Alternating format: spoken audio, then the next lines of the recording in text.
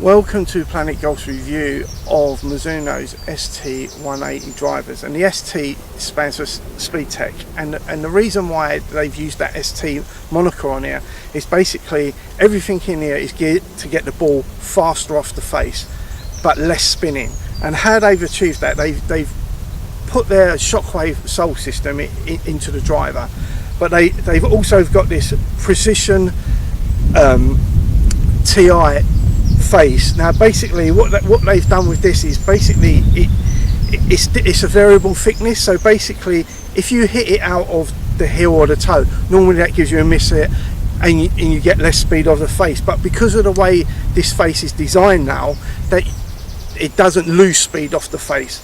And working with they also the other tech in there, they've got this waffle crown in here, and what they've done by putting this in here, they've saved 5 grams. Now the bit that I'm going to tell you next is where the low spinning comes from, because the weight that the clubs that they normally save, as I keep telling you, they move down and back, and the reason why they move it down and back is to give you a higher launch angle.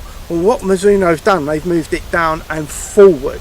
Now the reason why they've moved that forward is that impact, you still get the face crushing, as I said, the variable thickness face, and the extra weight that they save now, all expanding into the back of the ball. So when this will crush, releases back into the ball, all that power goes into the back of the ball. But now, instead of giving you a high launch, it's giving you a lower launch but less spin, and by giving you less spin, that gives you more distance. But what it also does, if you hit it off the toe or the heel, or you're fighting a hook or a slice, the less spin on the ball, the less the ball is going to divert out to the right or divert out to the left if you're playing with a hook. So the less spin on the ball means that you're not going to lose the slice completely, but it isn't going to drag out massively right. It will go right, but you know, instead of going 20 yards right, it'll probably go something like 10 yards right, and the same if you're fighting a hook, the same thing.